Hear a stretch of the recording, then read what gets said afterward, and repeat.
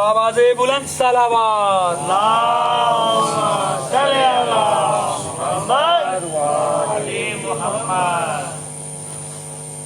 माशाअल्लाह ला हौला वला कुव्वता इल्ला बिल्लाहिल अलिय्यिल अज़ीम औज़ु बिल्लाहि मिनश शैतानिर रजीम बिस्मिल्लाहिर रहमानिर रहीम अल्हम्दुलिल्लाहि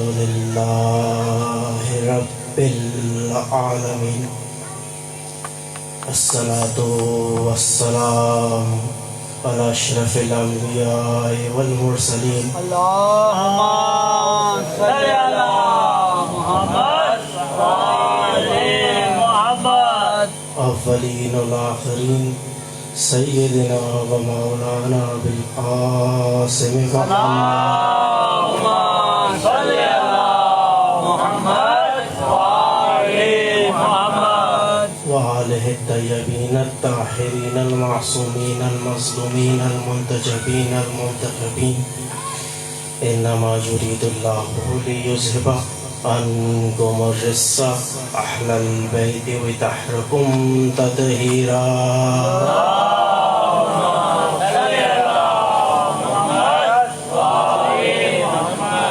ولعنة الله على أعدائهم أجمعين وقوم الظالمين أما بعد فقد قال الله في الكتاب المحكم الحكيم بسم الله الرحمن الرحيم فمن حاجك فيه من بعد ما جاءك من العلم فقل تعالوا ندعو أبناءنا وأبناءكم ونساءنا ونساءكم وأنفسنا وأنفسكم ثم تبتهل فنجعل لعنة الله على الكاذبين صلوات اللهم صل على محمد و آل محمد میں شکر گزار ہوں امام بارگاہ حسینیہ کی انتظامیہ کا کہ جنہوں نے مجھے اس مولا کی نوکری کا شرف بخشا جیو جیو اور کراچی سے مدعو کیا. پچھلے 8 سال سے اس در کی نوکری کر رہا ہوں ماشاءاللہ ماشاءاللہ اور پہلی بار ایسا ہوا ہے کہ کراچی سے باہر پڑھنے کا موقع مل رہا ہے ماشاءاللہ ماشاءاللہ اور اس جگہ کو دیکھ کر آپ لوگوں کو دیکھ کر اور جس طریقے سے میں نے ابھی آپ لوگوں کی حسن سماعت کو دیکھا مجھے وہ معجزہ ذہن میں آتا ہے کہ جب 61 ہجری کے اندر جب میرے مولا حسین کو شہید کیا گیا تو ان کا لاشا بے بور و کفن زمین کربلا پر موجود تھا. دفن کرنے کے لیے ان کے بیٹے تو موجود تھے لیکن دفن نہ کر سکے. جو بیوی روتی ان کو تماچے مارے جاتے ہیں, ان پہ تازیانے برسائے جاتے ہیں. لیکن یہ کیا عجیب معجزہ ہے کہ سر حسین نیزے پہ تلاوت کرتا ہے اور اس آیت کو جو کہ سورہ کہف میں موجود ہے, میں سماعتوں کو ترجمہ دے رہا ہوں کہ جب سر حسین شام پہنچا تو ایک شخص سورہ کہف کی تلاوت کر رہا تھا اور اس آیت پر تھا کہ جس آیت میں اصحاب کہف کا ذکر ہے, اور اس آیت کا مفہوم یہ ہے کہ اصحاب کہف کا معجزہ ایک عجیب معجزہ ہے. تو اس وقت سر حسین نے تلاوت شروع کی اور بتلایا کہ اصحاب کہف کے واقعے سے زیادہ عجیب یہ واقعہ ہے جو کہ کربلا میں رونما ہوا. اور کربلا سے نکل کر یہ معجزہ پہلے دربار یزید میں پہنچا، مجلس وہاں بھی برپا ہوئی، آج مجلس یہاں بھی برپا ہے۔ جس نے چاہا تھا کہ مجلس حسین روکے، ایسے درجن آئے اور ہوا میں پھٹ گئے، لیکن مجلس حسین جاری ہے۔ واہ واہ جیو۔ ابھی 40 گزری ہے، یہ مجلس چہلم سے کا مجھے موقع ملا، لوگوں نے 40 کیے، اور اس سال ماشاءاللہ پورے پاکستان کے اندر ایک عجیب ماحول تھا کہ جو نہیں بھی آتا تھا وہ بھی آیا ہوا تھا۔ میں اس چیز کو، کیونکہ میں نے خود گیا، تقریباً 9 کلومیٹر کا راستہ ہے جہاں سے جلوس شروع ہوتا ہے کراچی کا اور جہاں کھارا در جاتا ہے۔ جب جلوس کھارا در پہنچا نا، اس کو کہتے ہیں ہیڈ، اور جو سب سے لاسٹ ہوتی ہے اس کو کہتے ہیں ٹیل۔ ہیڈ تھا کھارا در پہ، ٹیل تھی وہیں خراسان پر، اور کم و بیش کہیں گیا 20 لاکھ کا مجمع صرف کراچی میں موجود تھا۔ کراچی سے نکل کے حیدرآباد، اور حیدرآباد سے نکل کے پشاور، اور پشاور سے نکل کے گلگت کی وہ پہاڑیاں، وہاں بھی مجلس حسین جاری ہے۔ نہیں ہے تو اس شخص کا ذکر نہیں کہ جو مجلس حسین روکنے چلا تھا۔ یہ کربلا میں جو 40 مشی ہوتی ہے، لوگ نجف سے کربلا جاتے ہیں، تقریباً 80 کلومیٹر ہے۔ مولا آپ لوگوں کو بھی لے کے جائیں، میری دعا ہے، میں بھی نہیں گیا ہوں، آج تک نہیں گیا، لیکن یہ فرش ازا ایک ایسی جگہ ہے جہاں پہ ہر دعا قبول ہوتی ہے۔ اگر رزق چاہیے اس در سے مانگو، اولاد چاہیے اس در سے مانگو، دولت چاہیے اس در سے مانگو، زندگی چاہیے اس در سے مانگو، ہر چیز ملے گی فقط در حسین سے۔ بھٹکو گے تو کنارہ بھی نہیں ملے گا۔ جب بہت مشکل دور آیا عراق کے اوپر تو 3 سال تک مشی نہیں ہوئی۔ یہ بات میں آپ کو بتا رہا ہوں 90s کی، میں تو اس وقت شاید پیدا بھی نہیں ہوا تھا۔ میرے بزرگان بہتر مجھ سے جانتے ہیں، اور میں بزرگان سے دعا لینے آیا ہوں اور اپنے نوجوانوں کو کچھ چیزیں بتانے آیا ہوں۔ 90s کے دور میں بہت برے حالات تھے، مشی نہیں ہوئی۔ مجلس حسین جہاں ہوتی وہاں پہ باقاعدہ میزائل چلائے جاتے، ٹینک سے گولہ بارود برسایا جاتا، حتیٰ کہ حرم امام حسین کو شہید کرنے کی کوشش کی گئی، حرم مولا عباس کو شہید کرنے کی کوشش کی گئی۔ سن 2002 کے اندر امام حسن عسکری کے مزار کو شہید کیا گیا، اور حال ہی میں جناب زینب کے روزے کو بھی مسمار کرنے کی کوشش کی گئی۔ لیکن یہ وہ ہستیاں ہیں کہ جو نورانی ہستیاں ہیں، اور ان کے ماننے والے بھی کوئی عام مٹی کے نہیں بنے، کربلا کی مٹی کے بنے۔ میں پوری تحقیق کے ساتھ آپ کو یہ جملہ دے رہا ہوں کہ حضرت آدم علیہ السلام کی جس زمین سے حضرت آدم کے لیے مٹی اٹھائی گئی، وہ زمین نجف کی مٹی ہے، اور حضرت آدم کی نسل میں آنے والا ہر مومن اسی مٹی سے ہی بنایا گیا ہے۔ کسی اور موقع پر اگر آپ لوگ مجھے موقع دیں دوبارہ، پھر پورا بتاؤں گا کہ کون کہاں سے کس طریقے سے کس مٹی سے بنایا گیا ہے اور کس مٹی میں جائے گا۔ دیکھیے موضوع میں اصل میں لے کر آیا تھا، میں نے جس آیت کا سرنامہ کلام میں تلاوت کی وہ سورہ آل عمران کی آیت نمبر 61 ہے۔ بچے لے جائیں یہ ہدیہ، جا کے قرآن پڑھیں، اور قرآن سے زیادہ کوئی صحیح ترین کتاب ہے ہی نہیں۔ اگر کوئی صحیح ترین کتاب کا دعویٰ کرتا ہے تو میں چیلنج دیتا ہوں تمہاری صحیح ترین کتابوں میں غلط ترین روایتیں دکھاؤں گا۔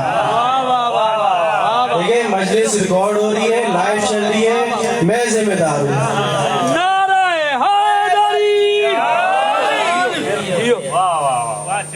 آیت ہے آل عمران کی، نمبر ہے 61۔ اور ماجرا کیا ہے؟ ماجرا یہ ہے کہ کچھ نجران ایک علاقہ ہے، یمن کے قریب ہے، آج بھی یہ علاقہ موجود ہے، اور اس وقت یہ عیسائیوں کا بہت بڑا ہولڈ تھا۔ تو اس زمانے کے جو بڑے ان کے پیشوا تھے، آج کی آسان زبان میں اگر میرے نوجوان سمجھ سکیں، جیسے کہ ہمارے یہاں علماء ہوتے ہیں، آیت اللہ ہوتے ہیں، تو ان کے یہاں ایک حساب ہوتا ہے فادر کا اور ایک ہوتا ہے پوپ کا، یعنی کہ اس طرح سمجھ لیں، ایک ہے آیت اللہ، ایک ہے مجتہد۔ جو آیت اللہ ہوتا ہے وہ مجتہد کے انڈر میں آتا ہے، اور مجتہد خود اپنے اندر ایک اجتہاد کیا ہوا شخص ہوتا ہے۔ تو اسی طریقے سے ان کے یہاں بھی ہے، ہر چرچ کا ایک فادر ہے، اور وہ چرچز ایک ایسے شخص کے انڈر میں ہوتے ہیں جس کو پوپ کہا جاتا ہے۔ تو اس وقت کے نجران کے جو پوپ تھے، بڑے عیسائی تھے، وہ آئے۔ اب عیسائیوں کا دین کیا ہے؟ عیسائی کہتے ہیں کہ اللہ تو ہے، لیکن حضرت عیسیٰ جو ہیں وہ اللہ کے بیٹے ہیں۔ ایک کھلا وہ بات کرتے ہیں، ٹھیک ہے آپ یہ بات کرتے ہیں۔ وہ آئے رسول خدا کے پاس، وہ کہا یا رسول اللہ، آپ یہ دین اسلام لے کر آئے اور ہمیں آپ سے کچھ بحث و مباحثہ کرنا ہے۔ آتے تھے لوگ، یہودی بھی آتے تھے، عیسائی بھی آتے تھے، مشرکین بھی آتے تھے، دور دراز سے بہت سے لوگ آئے۔ اب جب یہ لوگ آئے تو کافی طویل بات چیت رہی، ہفتہ 1.5 ہفتہ اس طریقے سے، لیکن کچھ حل نہیں نکل رہا تھا۔ اچھا، حل نعوذ باللہ رسول خدا کے تک پاس سے نہیں نکل رہا، بلکہ ان لوگوں کو چیزیں سمجھ میں نہیں آ رہی ہیں، وہ اپنی باتوں میں ڈٹے ہوئے تھے۔ اب ان کا یہ کہنا تھا کہ ٹھیک ہے، اب ایک کام یہ کرتے ہیں کہ آپ کچھ ایسا حساب کتاب رکھیں کہ جہاں پہ فائنل فیصلہ ہو سکے۔ دیکھیں، کہیں پہ بھی چلے جائیں، شہر میں جائیں یا گاؤں میں جائیں، تو جب 2 افراد آپس میں لڑ جاتے ہیں، اور لڑنا بھی نہیں ہوتا، یعنی کہ مطلب کہ ہاتھ بھی استعمال نہیں کرنا اور معاملہ بھی سلجھ جائے، تو ہوتا کیا ہے کہ ایک تھرڈ پارٹی کو مدعو کیا جاتا ہے جو اس چیز کا فیصلہ کرتا ہے۔ ٹھیک ہے، ایک کام یہ کرتے ہیں کہ کچھ ایسا کریں، تو پھر یہ آیت نازل ہوئی، یہ شان نزول اس آیت تھا۔ اب آیت میں کیا ہے؟ آیت میں پروردگار یہ کہہ رہے ہیں کہ جب تمہارے پاس علم آ چکا، علم سے مراد یہاں پہ قرآن ہے، اس کے بعد اگر کوئی حضرت عیسیٰ کے بارے میں تم سے جھگڑے تو ان سے کہو کہ میدان میں آ جائیں۔ اور کس طرح ہے کہ تم اپنے بیٹوں کو بلاؤ، ہم اپنے بیٹوں کو بلاتے ہیں، تم اپنی ہم اپنی عورتوں کو بلاتے ہیں، تم اپنے نفسوں کو بلاؤ، مردونی کا۔ دیکھیں یہاں پہ رکیے گا اور اپنے ذہن میں لفظ نفس ذرا محفوظ کریے گا، اور آپ کو محسوس ہوگا کہ یہاں نفس کون ہے۔ پروردگار کیا کہہ رہا ہے کہ ان سے کہو کہ یہ اپنے بیٹے لائیں، یہاں سے تم اپنے بیٹے لے کے جاؤ، ان سے کہو وہ اپنی عورتیں لائیں، تم یہاں سے اپنی عورتیں لے کے جاؤ، یہاں سے تم اپنے نفس لے کے جاؤ، وہ تم ان سے کہو کہ وہ اپنے نفس لے کر آئیں۔ اب اگر پروردگار فیصلہ کرتا ہے تو جو جھوٹا ہوگا اس پہ لعنت ہوگی، اس پر لعنت ہوگی۔ ٹھیک ہے، پہنچا دیا، فیصلہ کر لیا کہ اب کس وقت بلایا جائے۔ کہا کہ سلمان جاؤ اور جا کر اہتمام کرو، فجر کے فوراً بعد اور طلوع آفتاب سے پہلے فلاں مقام پر یہ مباحثہ ہوگا۔ دیکھیں رسول اگر کوئی کام کر رہا ہے نا تو اس کے پیچھے کچھ مصلحت ہے, اس کے پیچھے کچھ لاجک ہے. اب لاجک کیا ہے؟ اب آپ کہیں گے کہ فجر کا ٹائم ایسا ہوتا ہے کہ صبح ہی صبح نمٹ جائے گا, ایسا نہیں ہے. پھر کیسا ہے؟ جو لوگ فجر میں اٹھتے, دیکھیں شہر کے اندر فجر اتنا پتہ نہیں چلتی, گاؤں کے اندر یا ایسے علاقے جیسے کہ آپ بیٹھے ہیں شہر سے تھوڑا سا باہر ہے, تو یہاں پہ فجر کو محسوس کرنا ایک الگ ہی چیز ہوگی. تو میں نے بھی ایسی جگہوں پہ فجر پڑھی ہے, تو میں جانتا ہوں کہ جب فجر کی نماز نمٹ جائے تو تب بھی تھوڑا سا چاندنا ہو, تھوڑا سا بالکل, لیکن مکمل طور پہ آفتاب نہیں نکلا ہوتا. تو ایسا ہوتا ہے کہ اگر کوئی شخص دور کھڑا ہے تو اس کو پہچاننا مشکل ہو جاتا ہے, لیکن اتنا پتہ ہوتا ہے کہ کوئی شخص کھڑا ہے. پر اب رسول خدا نے کیا کہا کہ فوراً بعد نماز فجر اور طلوع آفتاب سے پہلے. وجہ کیا تھی؟ دیکھیں میں نہیں جانتا کہ عیسائی کون کس کس کو لے کر آیا, وہ لوگ کس کو لے کر آئے مجھے نہیں آتا, میں نہیں جانتا, لیکن میں آپ کو تقریباً 16 حوالے اور ان تمام 16 حوالوں کا تعلق میرے مکتبہ فکر کی کتابوں سے نہیں ہے. 16 کتابیں ہاتھ کے ہاتھ دے سکتا ہوں, چلے 5 دے دیتا ہوں, پنجتن 5 ہیں, 5 حوالے دے دیتا ہوں. بھائی پہلا حوالہ لیجئے, امام مسلم کی کتاب ہے صحیح مسلم. دوسری کتاب ہے مسند احمد بن حنبل کی کتاب ہے, تبری تاریخ تبری. مسلم بن پہلا ہو گیا حاکم مستدرک, اور پھر فخر الدین رازی کی تفسیر کبیر. 5 حوالے میں نے آپ کو دے دیے, 16 کے مزید میرے پاس 11 حوالے موجود ہیں. لے کر کس کو آ رہے رسول؟ بیٹوں میں امام حسن ہے اور امام حسین, بیٹیوں میں جناب سیدہ ہیں, عورتوں میں جناب سیدہ ہیں, اور نفسوں میں امام علی ہیں. دیکھیں اب تھوڑا سا اپنے طریقے سے پیش کرنا چاہ رہا ہوں. آگے آگے رسول ہے, آگے آگے رسالت ہے, گود میں امامت ہے, امامت میں رسالت کی انگلی تھامے بھی ہے, پیچھے پیچھے عصمت ہے, عصمت کے پیچھے پھر امامت ہے.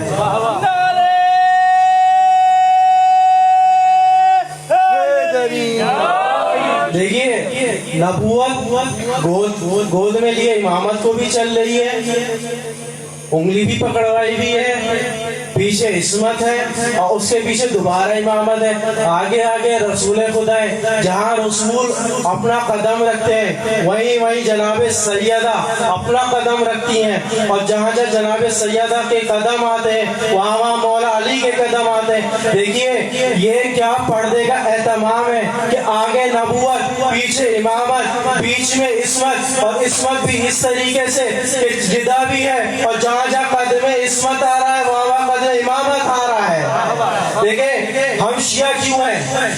دیکھیں لفظ شیعہ کا مطلب کیا ہے؟ فالو کرنا, اور فالو بھی کس طریقے سے کرنا؟ امام علی بتا رہے ہیں دیکھو اگر تمہیں شیعہ بننا ہے تو تم نے ہمارے بتائے ہوئے راستوں کو اسی طریقے سے چلنا ہے کہ جس طریقے سے میں نے عصمت کے قدموں پہ اپنے قدم رکھے. شیعہ وہی ہے کہ جو اس طریقے سے فالو کرے. اگر آپ فالو نہیں کریں, دیکھیں میں یہ نہیں کہتا کہ آپ شیعہ نہیں, آپ محبان اہل بیت, محبان اہل بیت کے وہی تمام چیزیں. لیکن شیعہ ہونا آسان نہیں ہے, بہت مشکل کام ہے. شیعہ میں بھی نہیں ہوں, میں محبان اہل بیت میں سے ہوں. دیکھیں شیعہ کون ہے؟ شیعہ سلمان فارسی ہیں, شیعہ مقداد ہیں, شیعہ ابو ذر ہیں, شیعہ جناب فضہ ہیں, شیعہ حبیب ابن مظاہر ہیں, شیعہ مسلم بن اوسجہ ہیں, شیعہ حور ابن یزید رہائی ہے. شیعہ وہ ہیں, دیکھیں کہ انہوں نے کس طریقے سے امامت کو فالو کیا. دیکھیں حبیب 96 برس کے ہیں، 96 برس، کمر جھکی بھی ہے، بوڑھے ہو چکے ہیں، صحیح سے نظر نہیں آتا، لیکن جب امام نے ایک بار ان تمام کیا کہتے ہیں اس کو دیا کو بجھا دیا اور کہا کہ جو جانا چاہتا ہے چلا جائے، جب دیا دوبارہ جلا تو وہی حبیب جن کی کمر جھکی ہوئی تھی اب وہ سیدھے ہو کے بیٹھے ہوئے.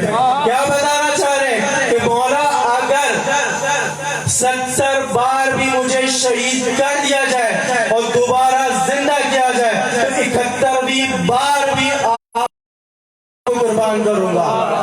یہ ہے اصل شیعہ. اصل شیعہ کون؟ صحابی رسول حجر بن عدی. یہ ہے اصل شیعہ کہ حاکم وقت کہہ رہے ہیں کہ مولا علی کو برا بلا کہو، کہا میں برا بلا نہیں کہوں گا، چاہے تم مجھے زندان میں ڈالو. شیعہ کون ہے؟ شیعہ وہ شخص ہے جس کو نام شاید آپ کے ذہنوں میں آ جائے کہ جس کو کھجور کے پیڑ پہ سولی چڑھایا گیا اور اتنی آسانی سے نہیں چڑھایا گیا. وہ پیڑ وہ انہوں نے مولا نے لگایا تھا. شہید ہونے والا خود نہیں دیتا تھا کہ ایک نہ ایک دن میں اسی پیڑ کے اوپر سولی چڑھایا جاؤں گا. دیکھیں بات کہیں سے کہیں نکل جاتی ہے. تو یہ جو آیت ہے نا یہ بہت امپورٹنٹ. قرآن کی 10-12 کچھ ایسے آیتیں ہیں جو پنجتن پاک کے ہونے کا کھلم کھلا ثبوت دیتی ہیں، جیسے کہ آیت مودت، آیت مباہلہ، یہ ایک، اس کے علاوہ درجنوں.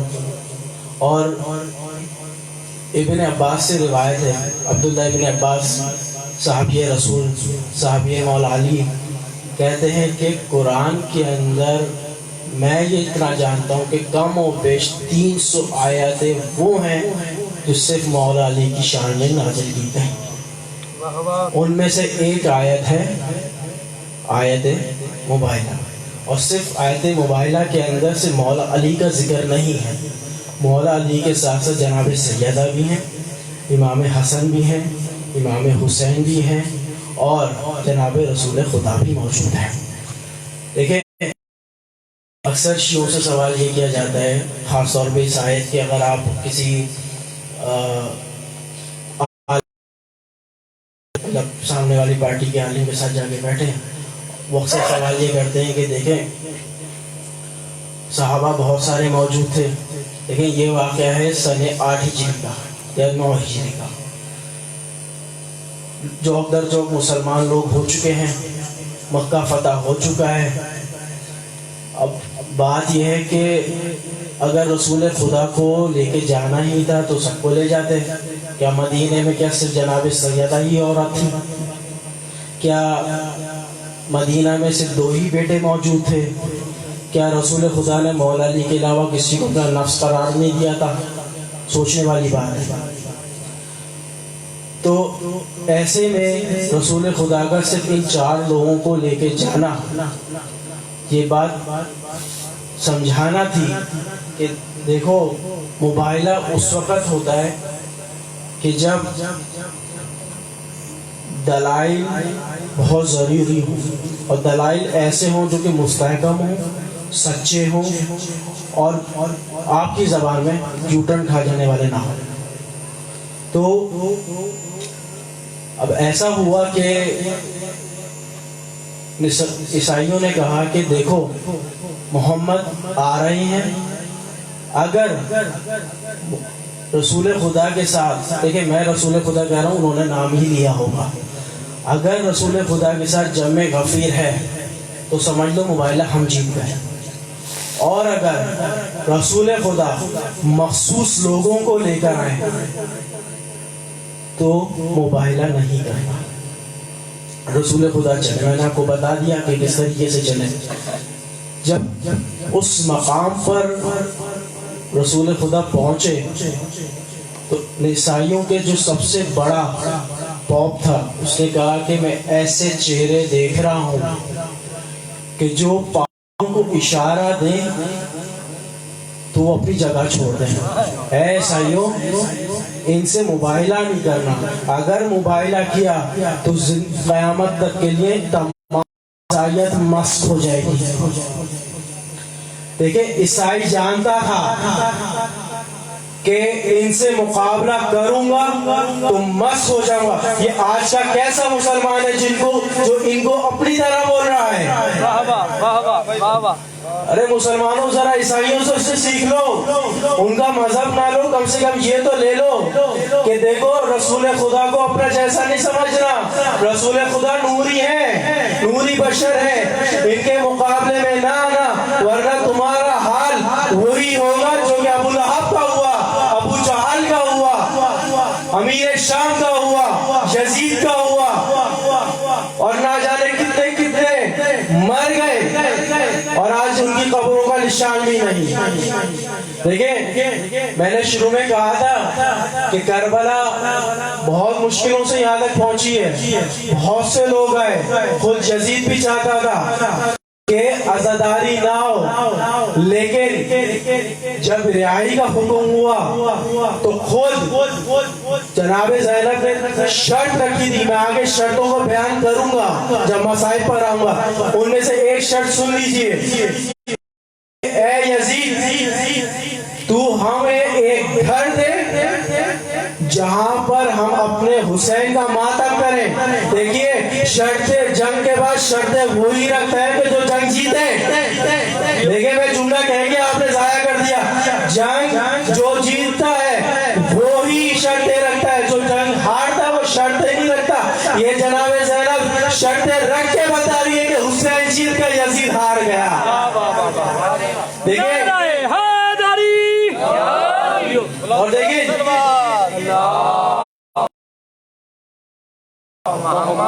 دیکھیں یہ جیت کا ایک ثمر ہے جو آپ یہاں بیٹھے ہوئے ہیں. دیکھیں, چار دیواری جیسی بھی ہو, فرش جیسا بھی ہو, میرے بھائی نے ایک بیان دیا تھا نا کہ ہم علی والوں کا عقیدہ ہے کہ جناب سیدہ آتی ہیں, اپنے لال کا پرزہ لیتی ہیں.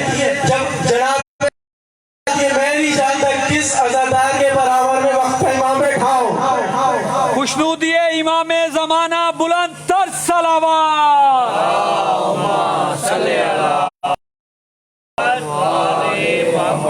دیکھیے, وقت کا امام موجود ہیں, ہمارے تمام اعمال ان کو پتہ ہے.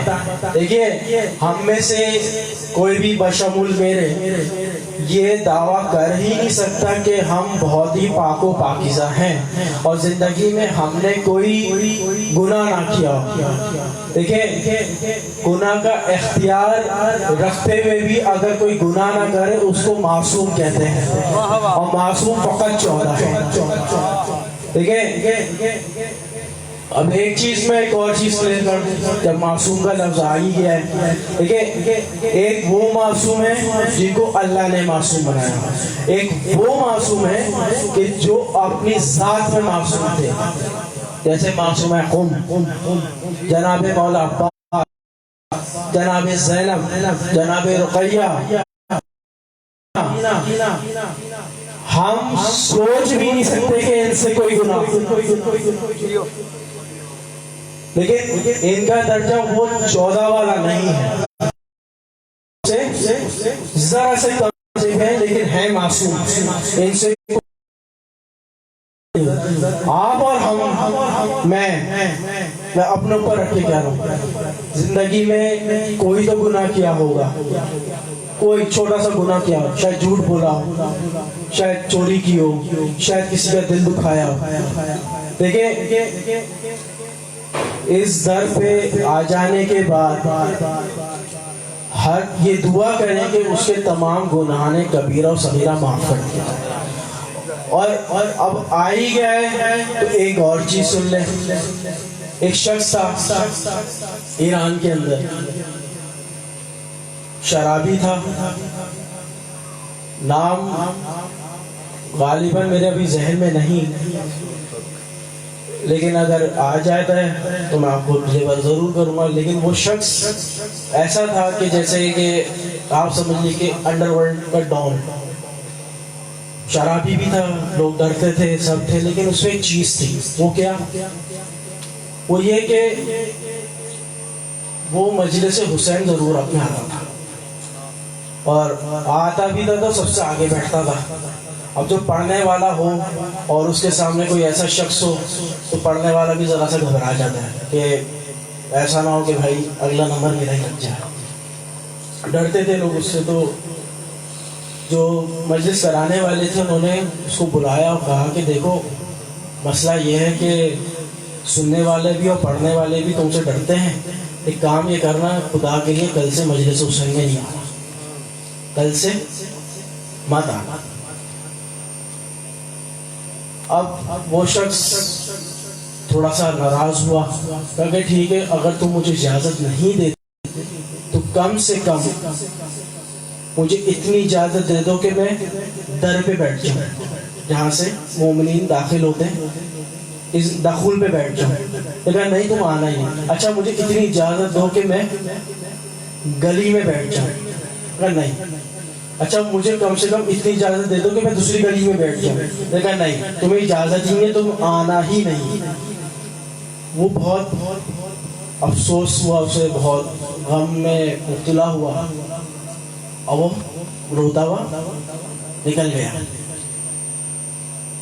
اب جو منتظمین تھے ان کو خواب نظر آیا. خواب میں کیا دیکھتے ہیں کہ ایک نوری شخصیت ہے, وہ یہ کہہ رہے ہیں کہ تم نے جو یہ آج حرکت کی ہے صحیح نہیں, جاؤ اور جا کر اس کو بلانا. اچھا ایک منتظمین نہیں تھے, بہت سارے تھے.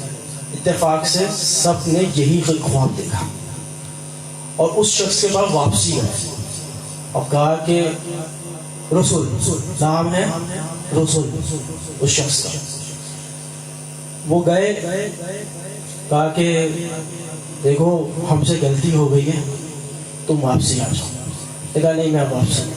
کہا تمہیں مولا حسین کا واسطہ, تم واپسی آ جاؤ. اگر تم واپسی نہ آئے تو ہم پہ بہت بڑا عذاب ہے. دیکھیے بات سمجھانے کی اتنی سی یہ تھی کہ اگر کوئی سچے دل سے اس فرش عذاب پہ آ رہا ہے تو ہو سکتا ہے کہ وہ اس فرش عذاب پہ آ کر کچھ ایسا لے کے جائے, آئے وہ ایک گناہ گار بن کر اور جائے بغیر کسی گناہ کے. واہ واہ واہ واہ واہ واہ سبحان اللہ. فرش عذاب پہ کسی کو آنے سے مت روکیے, جو آ رہا ہے آنے دیجیے. شیعہ ہو, سنی ہو, دیوبندی ہو, اہل حدیث ہو, کوئی بھی ہو, آنے دیجیے. حتیٰ کہ ہندو بھی آئے تو آنے دیجیے, عیسائی آئے تو آنے دیجیے. یہ آپ کا سندھ ہی ہے جہاں پر ایک 18 گریڈ کا ٹیچر جو مذہب سے ہندو ہے اور اس نے اپنی پینشن کے پیسوں سے امام بارگاہ بنائی ہے, زیادہ دور نہیں, عمر کوٹ, بزرگ جانتے ہوں گے, سنا ہوگا. ایک ہندو ہے لیکن مولا سے کس طریقے سے محبت کرتا ہے یہ اس کا اپنا اظہار ہے. یہ اس کا معاملہ ہے کہ اس نے ابھی تک کلمہ کیوں نہیں پڑھا, یہ اس کے اوپر جانے دے. ہو سکتا ہے کہ مرنے سے پہلے اس کو کلمہ نبی نصیب ہو جائے, تو اس چیز سے مت گھبرائے, آنے دیجیے. دیکھیں یہ فرش عذاب آپ کی اور ہماری ملکیت نہیں ہے, یہ امام حسین کی جگہ ہے. ہم اس کے نوکر ہیں اور نوکروں کو اپنی حدود, ہم نوکر ہیں. میں خطیب, میں نوکر. جس نے سلام پڑھا وہ بھی نوکر, جس نے حدیث قصہ پڑھی وہ بھی نوکر. ہمیں تو اس نوکری پر فخر ہونا چاہیے کہ امام حسین نے ہمیں اس نوکری کے لیے رکھا ہوا ہے. دیکھیں امام حسین کو نوکروں کی کمی نہیں ہے, دیکھیں جب امام حسین کربلا میں موجود تھے نا اور تمام اقربا شہید کر دیے گئے تو کچھ جنات آئے تھے، جعفر الجن نام سنا ہوگا. وہ جن آ کے کہتا ہے کہ مولا آپ کے بابا نے مجھے ملکیت دی، مجھے بادشاہ بنایا، مجھے جنوں کا بادشاہ بنایا، آج آپ مصیبت میں ہیں، مولا مجھے اجازت دیجئے یہ جو شامی لشکر ہے پلک جھپکتے ہی ختم ہو جائے گا. کہا نہیں. دیکھیں وہ آیا تھا اپنی نوکری نبھانے کہ کسی طریقے سے مولا کی مدد کر سکے، لیکن مولا نے اس کو اذن مدد نہیں دیا. اس کے بعد ایک لمبا قصہ ہے کہ وہ کہاں چلے گئے اور کس طریقے سے زاداری کرتے رہے. یہ اپنے اندر ہی اندر بڑے باب ہیں جس کے لیے پورے خمسے اور مجلسیں چاہیے اور عشرے چاہیے. تو بات یہ ہو رہی ہے کہ فرش عزا پہ آنے والا جو بھی ہے، چاہے وہ گناہگار ہو، جو بھی ہو، جیسا بھی ہو، جو یہاں سے جا رہا ہے تو کم سے کم اس کا دل پاک ہونا چاہیے. اور میرے بھائی نے ایک جملہ کہا تھا کہ سیدہ اذن دیتی ہیں تو ہم یہاں آتے ہیں. دیکھیں یہ بات بالکل درست ہے. ایک سمجھ لیجئے بچوں کو سمجھانے کے لیے کہ ایک چارٹ مینٹین ہو رہا ہے اور اس چارٹ پہ تمام عزاداروں کے نام لکھے ہیں. یہ بھائی بیٹھے ان کا بھی چارٹ پہ نام ہوگا، ان کا بھی ہوگا، جو سب سے پیچھے بیٹھے ان کا بھی ہوگا، سب کا اس چارٹ پر نام ہوگا اور وہ چارٹ پیش ہوگا جناب سیدہ، اور جناب سیدہ ہی اس چیز کا ہمیں اجر دیں گی.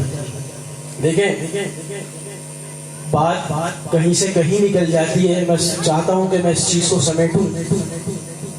تو دیکھیں اس کو بیان کرنے کا مقصد ہی یہی تھا کہ یہ جو ہستیاں ہیں اس آیت کے اندر کہ ان کا مقام کتنا بڑا، کہ یہ سچی بھی ہیں، نوری بشر بھی ہیں، صادق بھی ہیں، امین بھی ہیں، شجاعت بھی ہے، سب کچھ ہے. ان کو شہادت جتنا بڑا عظیم رتبہ بھی ملا. اور یوں کہوں کہ اگر آج اسلام زندہ ہے تو انہی کی مرہون منت ہے.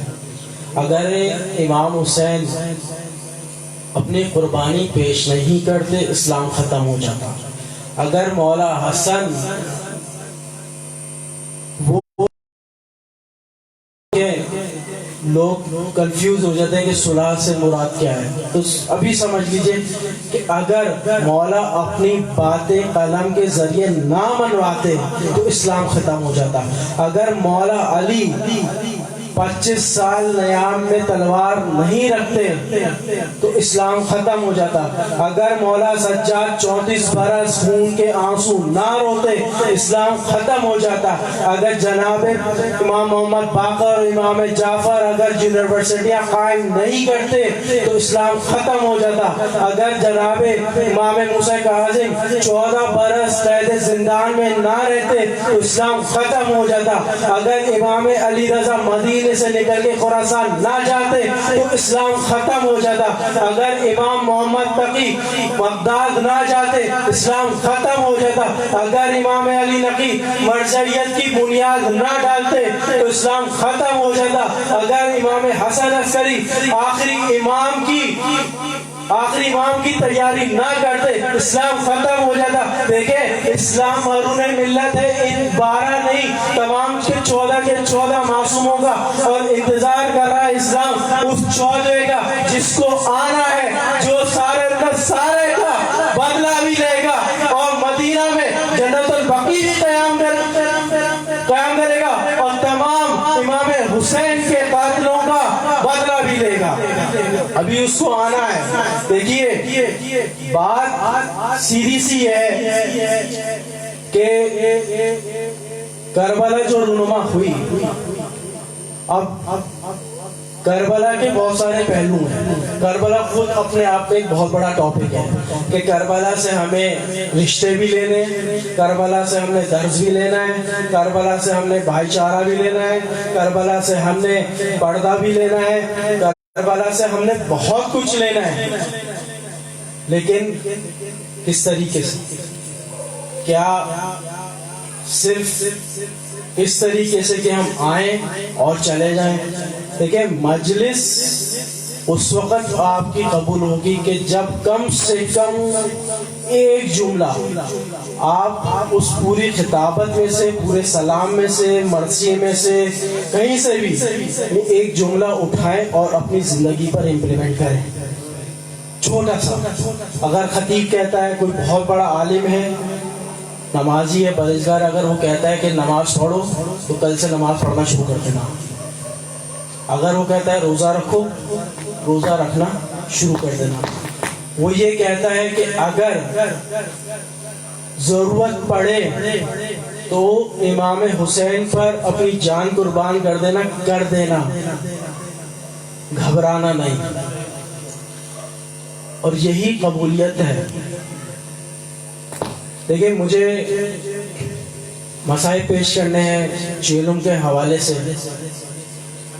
اور مجھے نہیں پتا کہ کتنا وقت ہو چکا ہے اور کتنا باقی ہے، لیکن رات کے آپ لوگوں کو تھکن بھی محسوس ہوگی. کل صبح آپ لوگوں کو اپنے کام پہ بھی جانا ہے، تو زیادہ دیر آپ لوگوں کو زحمت نہیں دوں گا، کیونکہ عبادت زحمت سمجھ کے نہیں کی جاتی، عبادت شوق سے کی جاتی ہے. اگر آپ کو تھوڑا سا بھاری لگ رہا ہے کہ اگر آپ سنت ادا نہیں کر پا رہے تو کم سے کم واجبات ادا کریں. مثال کے طور پر مومن کی نشانیوں میں سے ایک نشانی ہے 51 رکعت نماز پڑھنا، جو کچھ لوگ پڑھتے بھی ہوں گے، کچھ لوگوں کے لیے مشکل ہوتا ہو کہ بھائی اب روزی بھی ہے، نہیں مل پا رہا وقت، تو کم سے کم 17 رکعت واجب تو پڑھ لیں. پورے سال کے روزے نہ صحیح، کم سے کم 30 دن کے روزے تو رکھ لیں، کم سے کم یہ تو کر لیں، واجبات تو ادا کر لیں. کربلا میں امام حسین اپنے اقربا کے ساتھ پہنچے.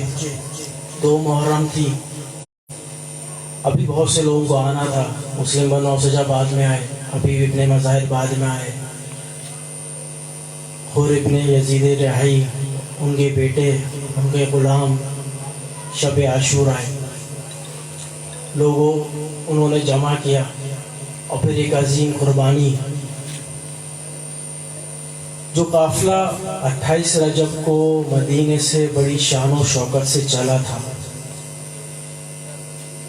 11 محرم کی صبح کو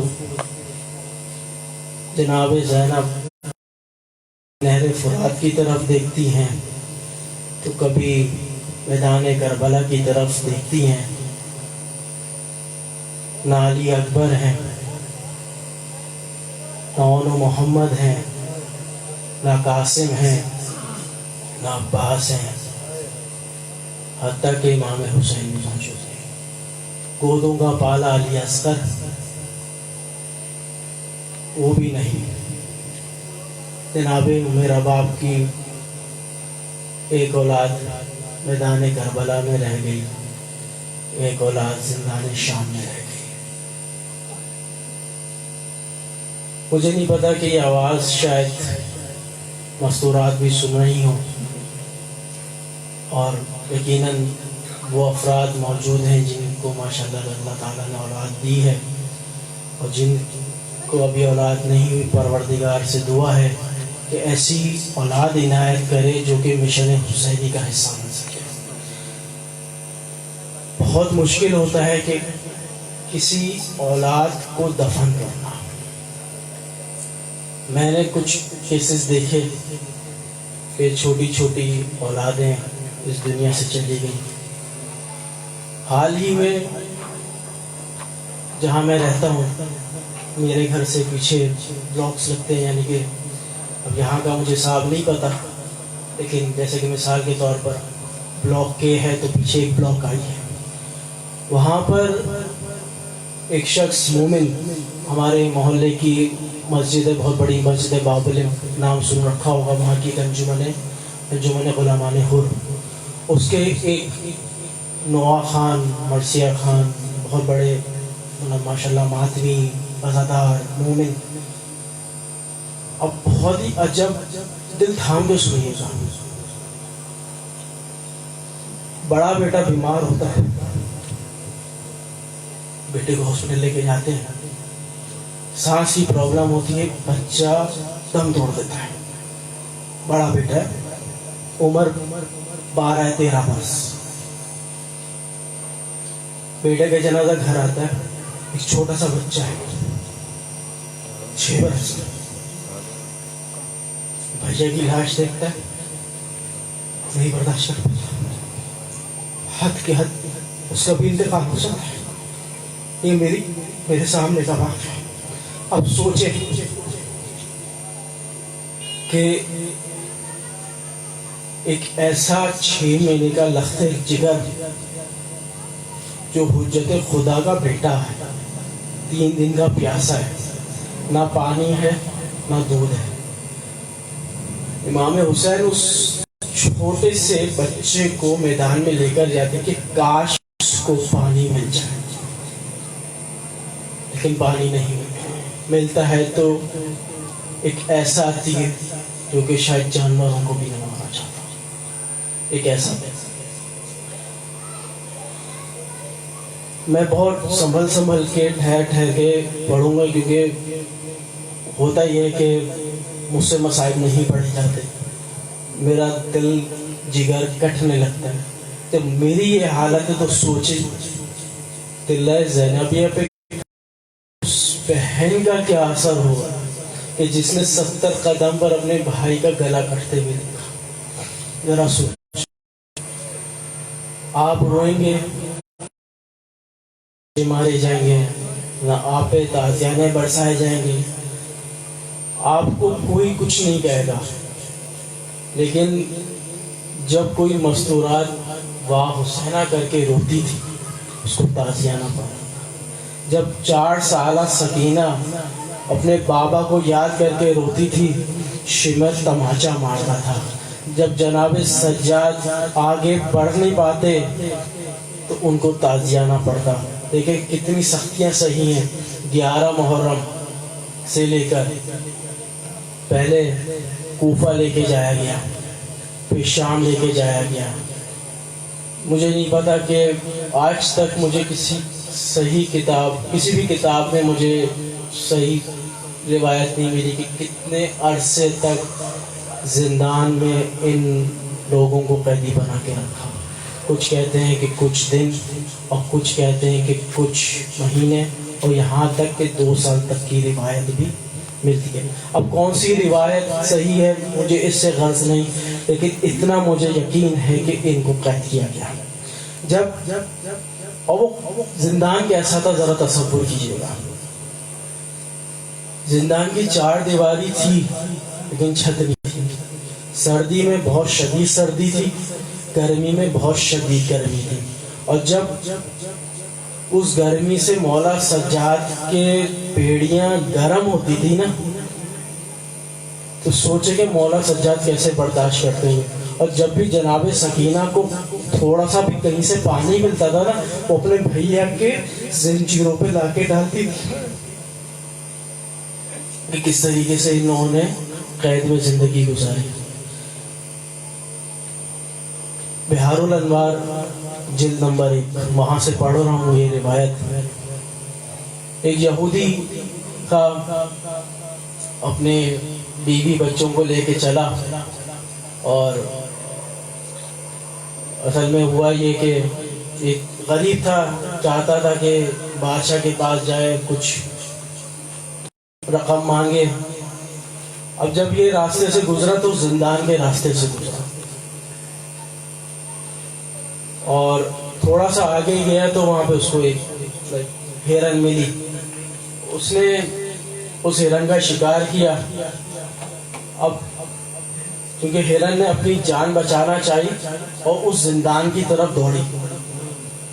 جب اس زندان کے در پہ پہنچی تو اذن پروردگار سے اس نے فصیح ترین عربی زبان میں کلام کیا اور اتنا کہا کہ السلام علیکم یا ابن رسول اللہ.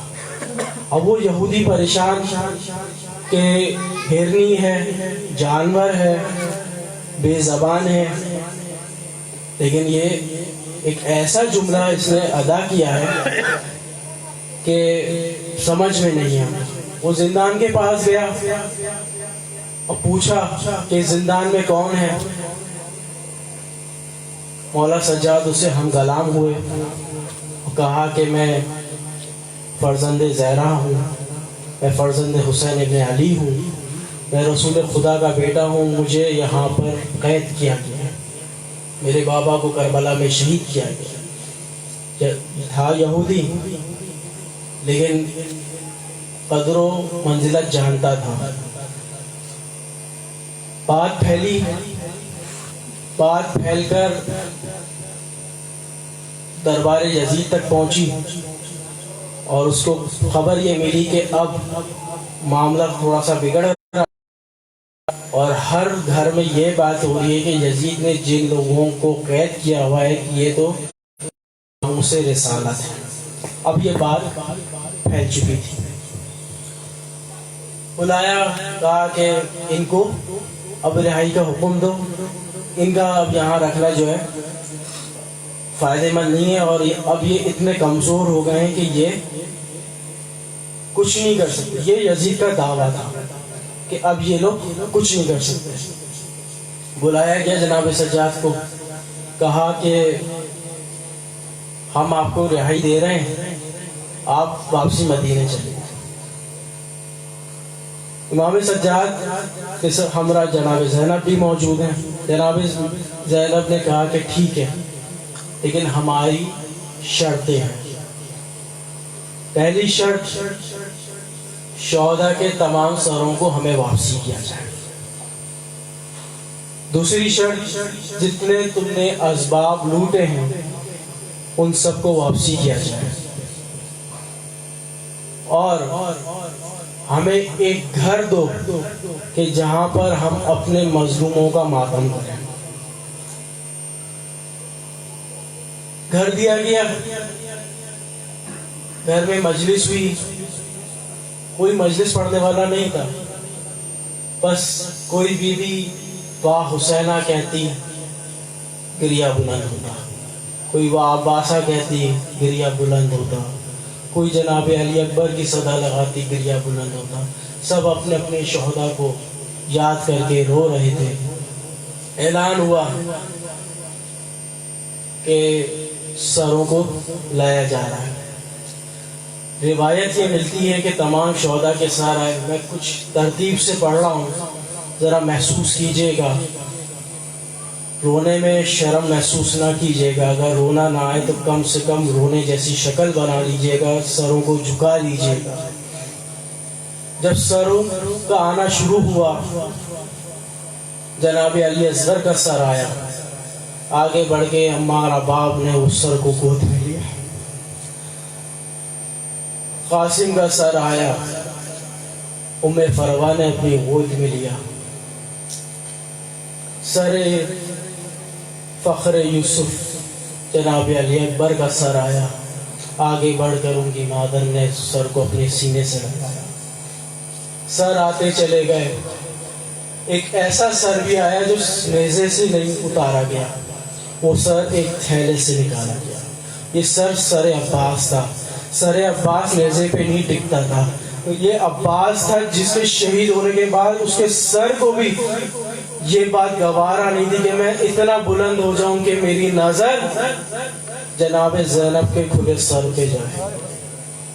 جناب عباس کا سر نیزے پہ نہ ٹکتا، یہ سر آیا، آگے بڑھ کے ام کلثوم نے سر کو لیا، کہا لاؤ میرے بھیا کا سر مجھے۔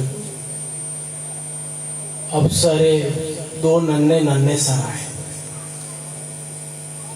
یہ سر، یہ لختہ جگر جناب زینب کے لختہ جگر ہیں، اون و محمد کے سر ہیں، لیکن ان کو لینے والا کوئی آگے نہ بڑھا، حتیٰ کہ کسی نے کہا کہ کیا ان بچوں کی ماں مر گئی؟ جناب زینب نے کہا نہیں، ماں زندہ ہے، لیکن ہمارا ایک شہوہ ہے، جب کسی پہ صدقہ کر دے ان کو ہم واپسی نہیں لیتے۔ سر حسین آیا، سر حسین کو آگے بڑھ کر جناب حسین جناب زینب نے تھاما. ایک گریہ تھا, ایک شور تھا, ایک ماتم کی صدا تھی. جب یہ قافلہ پہنچا ہے کربلا تو پہلے سے جابر ابن عبداللہ انصاری موجود تھے. یہ وہ صحابی ہیں کہ جن کے تذکرے کے بغیر مجلس شروع ہی نہیں ہوتی. یہ پہلے صحابی تھے جو کہ کربلا پہنچے. اعلان ہوا کہ دور ہو جائیں, علی کی بیٹیاں آ رہی ہیں. جناب زینب اب پہنچی ہر شہید کی قبر پر, امام حسین کی قبر پہ پہنچی, گریہ ازاری کری. ایک چھوٹی سی قبر برابر میں موجود تھی. پوچھا بیٹا سجاد یہ کس کی قبر ہے؟ کہا پھوپھی اماں یہ میرے بھائی علی اصغر کی قبر ہے. پھر پوچھا بیٹا یہ کس کی قبر ہے؟ بیٹا انہوں نے کہا کہ پھوپھی اماں یہ جناب علی اکبر کی قبر ہے. سب کی قبریں گنواتے جا رہے تھے. ایک ایسا موقع آیا, کہا کہ بیٹا حضرت عباس کی قبر کہاں ہے؟ کہا کہ پھوپھی اماں چچا نہر فرات پر ہے. آئے میں آپ کو ان کی قبر پہ لے کے چلوں. قبر پر پہنچے. اب جب قبر کا حال دیکھا جناب زینب نے جانتے کیا جملہ کہا؟ کہا کہ بیٹا سجاد یہ تو کسی بچے کی قبر ہے. میرا عباس تو خدا بچے کی قبر پہ لے. کہا کہ پھوپھی اماں چچا عباس کو اتنے ظلم ڈھائے گئے, اتنے ان پہ زخم تھے کہ جب ان کو دفنانے کے لیے ان کو اٹھایا گیا تو ایک ساتھ نہیں اٹھتا تھا. کبھی ہاتھ اٹھتا تھا, کبھی سینہ اٹھتا تھا, کبھی سر اٹھتا تھا. نہ جانے کس طریقے سے جناب عباس کو دفن کیا ہوگا. ایک چھوٹی سی ننھی سی قبر بنی جناب عباس کی. یہ مستورات, یہ قافلہ مدینے واپسی پہنچتا ہے. بس دو جملے اور آپ کی زحمتوں کو تمام. بشیر کہتا ہے جب مجھے خبر ملی کہ قافلہ حسینی واپسی مدینے پہنچ گیا ہے تو بشیر جناب اس قافلے کی طرف پہنچا اور جناب سجاد سے ملاقات کی اور کہتا, جناب سجاد نے کہا کہ جاؤ بشیر اعلان کرو کہ جو قافلہ 28 رجب کو چلا تھا وہ واپسی آ گیا ہے. ایک مرثیہ بشیر نے اس مسجد نبوی میں بیان کیا, بہار کی جلد نمبر 1 میں وہ موجود ہے. اس کو اردو میں پیش کر رہا ہوں. بشیر مدینہ منورہ پہنچا اور مدینہ منورہ کی مسجد میں پہنچا اور اس نے اعلان کیا کہ اے مدینے والوں, اب یہ مدینہ رہنے کے قابل نہ رہا. جو تمہارا سرپرست تمہارا والی 28 رجب کو قافلہ لے کے پہنچا تھا, وہ قافلہ تو ضرور واپسی آیا لیکن وہ والی نہ آیا, وہ سرپرست نہ آیا. وہ شہید کر دے گیا کربلا کے اندر, اس کے تمام اقربا شہید کر دیے گئے کربلا کے. یہ قافلہ آیا ہے, لوٹا ہوا آیا ہے. سنیے گا جب ام البنین کو پتا چلا نا کہ یہ قافلہ واپسی آیا اور سنا کہ حسین شہید کر دیے گئے, کہا بشیر ذرا نزدیک آؤ. کیا کہا؟ حسین شہید کر دیے گئے. ارے جس کا عباس جیسا بھائی موجود ہو وہ کیسے شہید کر دیا؟ اے بشیر پاس اتنا بتا, کیا حسین شہید کیے گئے, کیا عباس زندہ تھا؟ کہا نا اے ام البنین عباس زندہ نہیں تھے, عباس کے دونوں بازو قلم کر دیے گئے, دونوں بازو قلم کر دیے گئے, نہر فرات پر ان کو شہید کر دیا گیا. سینہ پیٹ کے ام البنین نے کہا اے بشیر ذرا اتنا تو بتا